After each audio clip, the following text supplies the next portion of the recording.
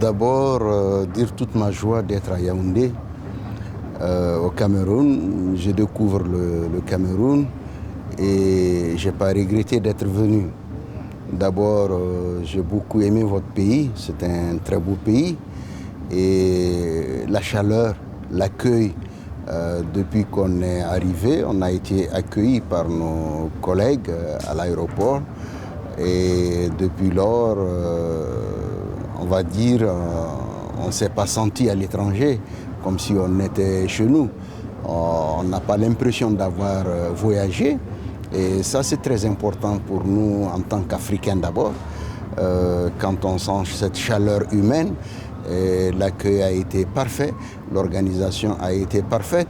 Et si vous avez suivi, tous ceux qui ont intervenu ont salué l'accueil exceptionnel qui nous a été accordé par nos collègues du Cameroun et aussi par les autorités, par le Premier ministre qui nous a fait l'honneur de présider nos travaux, le ministre de l'administration, le ministre de la décentralisation également qui était avec nous. Le président de la région centre, avec tout l'accueil, qu'est-ce que je peux dire? Je me sens fier d'être camerounais et d'être venu au Cameroun. Et sur le fond des travaux?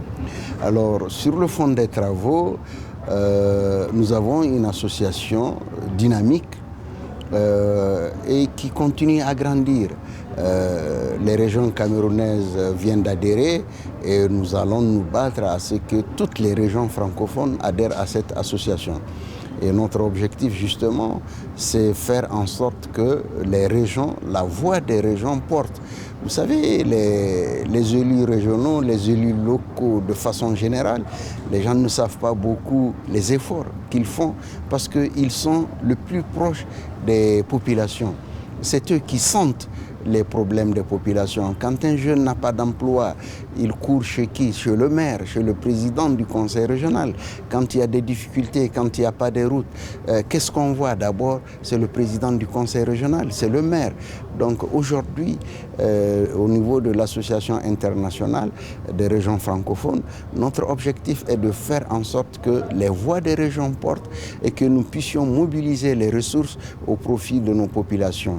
Il n'y a pas quelqu'un qui connaît plus les besoins de nos populations que nous-mêmes et que toute aide qui vienne en direction de nos populations passe par nous parce que c'est nous qui vivons les problèmes des populations, c'est nous qui savons de quoi ces populations ont besoin.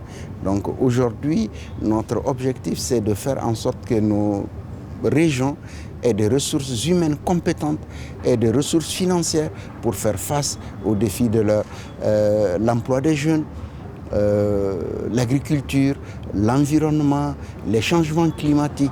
Tout ça, on est au plus proche d'eux.